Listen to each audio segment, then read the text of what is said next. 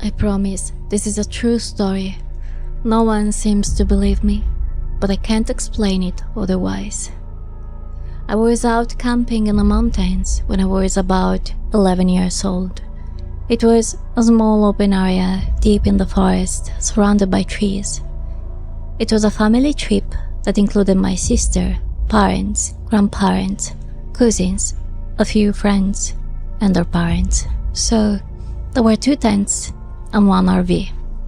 My family slept in one tent, which had a side section where my dogs slept, with a toilet tent nearby.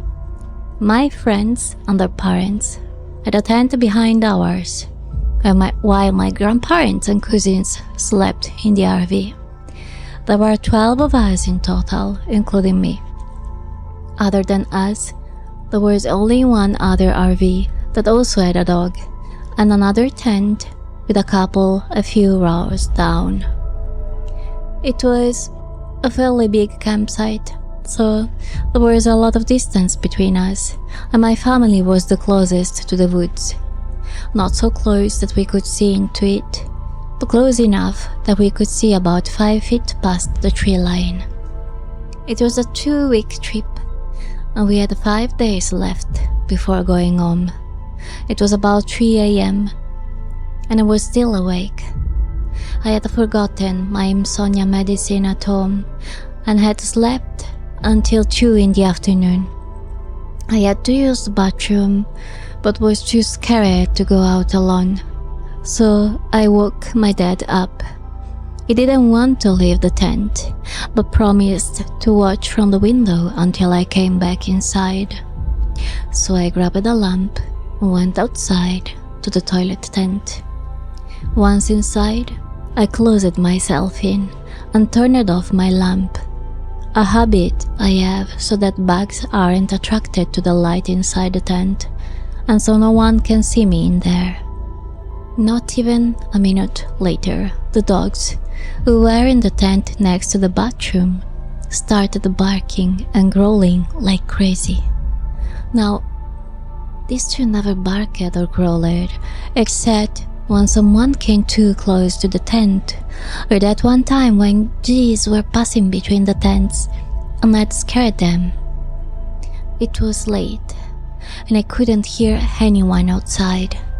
My dad started yelling for them to shut up, but it just got louder, and our golden retriever, who couldn't hurt a fly, started barking with this scary bark.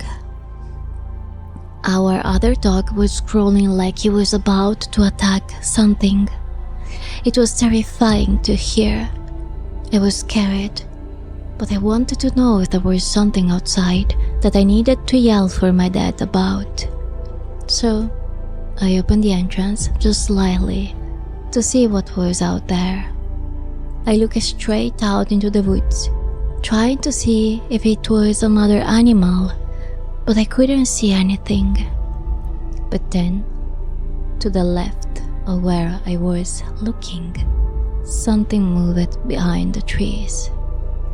Once my eyes focused on it, I could see this large figure, much bigger than a human would be at this distance, walking across the tree line, not coming into the camp, but walking past it. Its arms looked like they were dragging on the ground, and it appeared to have a long snout coming from its face.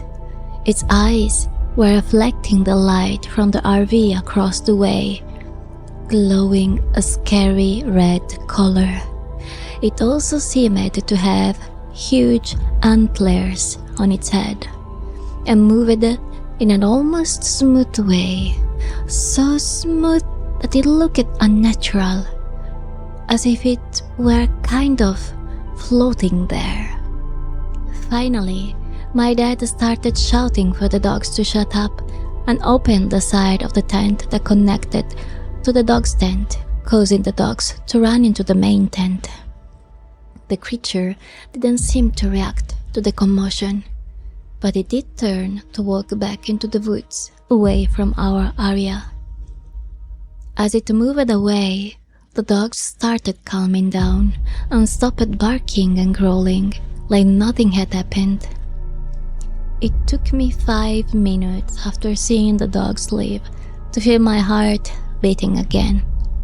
My dad called to ask if I was okay, and I said yes and went back inside, but I couldn't sleep at all that night. In the morning, during breakfast, I told everyone what I had seen, but no one believed me. My dad said I was probably seeing things because of how tired I was, or maybe I was seeing a deer in the dark and just missed how it looked. After breakfast, me and the other kids my age, all the kids except one cousin, went to the tree line where I had seen the creature a few hours before. The area where I saw it walking had hoof prints in the dirt and some signs of something dragging. Further into the woods, there was one tree that had huge, deep gashes in it that were obviously fresh and unnatural. My dad said it was probably a deer rubbing its antlers against the tree, but it obviously wasn't. After that day, I refused to use the bathroom at night and struggled to sleep even more. 2 days later, my friend and I convinced my dad to go with us further into the woods. I wanted to see if there were any other tracks. As we walked into the woods, we showed my dad the marks, but the tracks had faded. Dad said it looked like a coyote had dug its claws into the tree. As we walked deeper and it got darker, my dad told us to wait and stay where we were, and he continued forward on his own. After 5 minutes, he came back and said we were going back to camp. After returning, he told us he had found 2 more trees marked the same way as the one we had shown him, and a dead fox. He said the strangest thing was that the fox wasn't eaten or anything, but it had been marked like the trees, and a large portion of its side had been ripped off and tossed farther away. He looked disturbed, but said it was probably a coyote that got into a fight and ended up leaving it. That was when I knew what I saw was real. After that, I refused to sleep in the tent and slept on the couch in my grandparents' RV for the rest of the trip. We no longer go to that campsite after a couple was found dead 3 weeks later. A nightmare that came true. When I was 10, I lived in an apartment number 304. By the way, I lived in Seoul, South Korea until the age of 12. In Korean apartments, this meant that I lived on the 3rd floor in the 4th unit from the left. One night, I had a dream that I was playing jump rope in front of the apartment with other children on a sunny day. A strange man in his mid to late 20s approached me and asked where my mom was. I had a weird sensation and a gut feeling that I shouldn't tell him where she was, so I lied and pointed over the hill, saying that's where she was. He left and headed in the direction I pointed. I then saw a vision of him entering the house of a shaman. The shaman started scolding him, saying, "How dare you?" and so on. I saw her yelling at him, but I couldn't make out everything she was saying because I was too young. However, she seemed angry that he was looking for her. I couldn't see his facial expression clearly, but I sensed a growing madness within him, especially because I had led him to the wrong location, or so I thought. Suddenly, everything turned dark. The sun was gone. The children I was playing with were gone. I was left completely alone in the pit of a night in front of our apartment within a second. I got scared, so I decided to go home. I tried to enter through the front entrance, but a ghost appeared and shut the door on me. I managed to push through, but there were ghosts walking, floating around on the ground floor of the apartment complex. It almost felt like I was in a different realm. I swallowed my fear and headed upstairs. 1 floor up, the sign said Level 1. 2 floors up, Level 2. 3 floors up, Level 2. Again. Level 2 again. I thought the ghosts were trying to trick me. I smirked and thought, I'm not stupid. I won't fall for this ghost trick. So I walked into the hallway of what I thought was the 3rd floor where I lived. All the number plates in front of the doors were random numbers I had never seen before. So I decided to use my wit and counted from left to right. 94810. 726530. 395857 and 1201.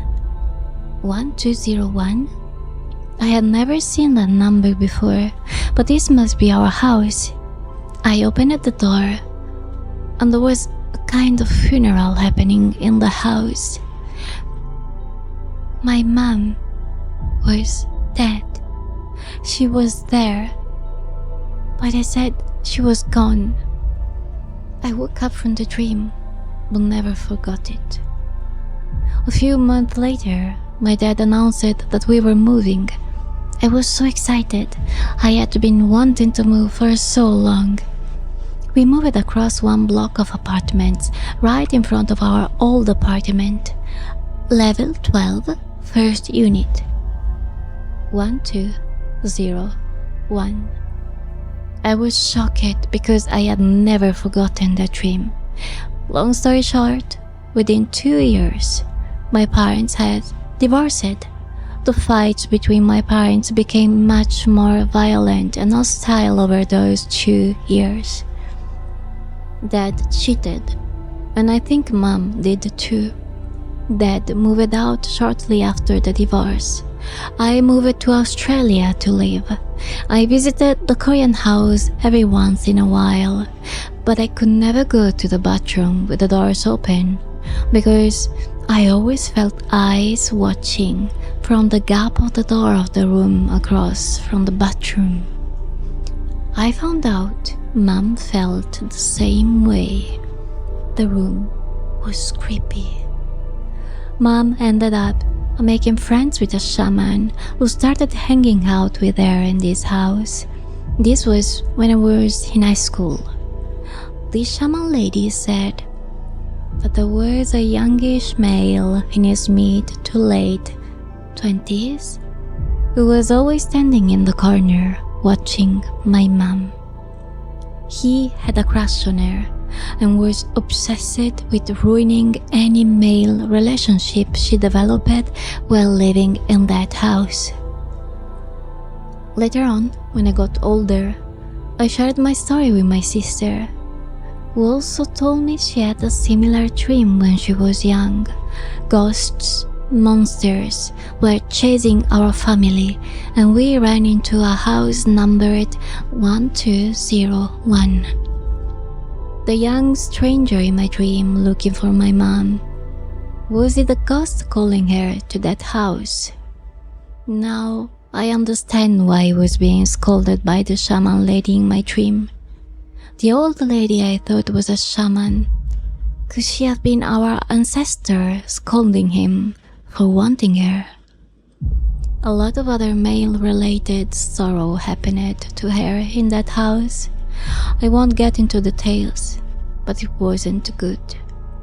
Anyway, I seen things, experienced things, supernatural things. But this is the earliest memory I still have of something scary and creepy. A night shift in radiology. I worked in the radiology department of a hospital in Cardiff, Wales, UK, for about 3 years as an admin and clerical officer before getting a promotion to work in medicine. During those 3 years, I saw a lot of things. Nights always seemed the craziest. One time, a patient came in with armed police after an altercation involving a knife in the middle of the city center. And it just so happened that the person he had the altercation with was having an X-ray too. This caused a second altercation right in front of me. Chairs were thrown, a trash bin or two, and then a wheelchair. So, I have seen things, some funny, some stressful, some sad, and many just plain bonkers. But this one night, something truly scary happened. I would start a night shift at about 7 p.m. and work until 10:30 in the morning. This was the standard night shift for our department. We would usually do 3 nights in a row before having 4 days off. After the 3rd night, you were ready to sleep for a week. The strange thing was that this was my first night of the 3, so I wasn't tired at all. It started off normal. I arrived at the department, took over from the day staff, and logged into my PC. During this time, we usually set up our phones or tablets to watch movies or the latest TV series, as there would be a lot of downtime between patients.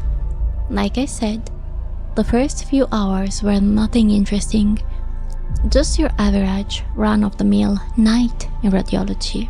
Then, it came to my break. Before I tell you more, I should probably explain the layout of this hospital. It's the largest in Wales. It's a teaching hospital and it's pretty old. The best way to get from A to B in this hospital is through what we call the tunnels or the catacombs. These consist of very dimly lit corridors, old abandoned rooms, tunnels, and other creepy decrepit areas. The morgue is also found in these corridors, so it's not a nice place to be during the day, let alone in the middle of the night. But it's the quickest way to get places if you're stuffed. There have always been rumors and mumblings of strange things happening in these tunnels. Some people say they've seen ghosts in old-fashioned porter uniforms taking wheelchairs to pick up patients. Others say they've seen shadows following them from the corner of their eyes. But one person claimed they were attacked by someone wearing an old nurse's uniform from the 70s. This place is creepy even at the best of times, but it never really fazed me. I have been down there hundreds of times before. The worst experience up to this point was having a sluice pipe drip human waste on my head. That in itself was a horror show, but tonight will be something altogether different, and maybe not even of this physical world. Like I said before, it was a very quiet night. I had been watching the latest series of One Piece because I'm a geek. During my downtime, a radiographer or radiology technician for my American friends out there came to take over and cover me for my break. I decided to go to the 5th floor where the Sanctuary Multi-Faith Chapel was located. On a night shift, it was one of the most peaceful places in the hospital, but to get there, I had to walk through the tunnels to reach the nearest elevator. I set off on my journey, which would usually take about 15 minutes.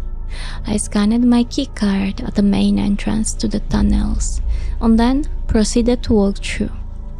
2 minutes in, I started to feel like someone was walking behind me. It being a busy hospital and with the tunnels basically acting like the highway, I didn't think anything of it. Suddenly, I heard panting, like someone was trying to catch their breath after an intense run. So I turned around to check and saw nothing. A bit strange, but I thought it was nothing. Maybe just one of the pipes above my head creaking or a generator pumping. So I carried on walking, but I kept feeling like someone or something was watching me and walking behind me. Out of sheer confusion and fear, I missed my turn towards the elevators and found myself in a large section of the tunnels that I had never been in before. It was littered with old stretchers, beds, hospital furniture, and equipment. Some of this stuff was over 50 years old, maybe older, just left to decay in a dark, smelly, decrepit, and dusty corridor. This was starting to really creep me out because in all of this confusion, I realized I was lost. It almost felt like I had fallen into the back rooms. Everything looked the same. I could feel a tightening in my chest and the start of a panic attack. I remember clutching my chest and running down a corridor trying to find a signpost or something to tell me where I was. The sense that something was watching me got stronger. Suddenly, I felt something hit my arm with force, almost like someone using a baseball bat. I remember falling to the ground, pulling myself across the floor towards the cold, dusty wall, and looking around frantically, trying to find an explanation for what had just hit me. Then, something caught my eye. It was almost like a black mist with glowing red eyes. It was about 20 meters away from me, just hovering in the middle of the corridor. Was this the thing that had been stalking me the entire time? I got back up and sprinted. I ran down what felt like 100 different corridors until I found a janitor.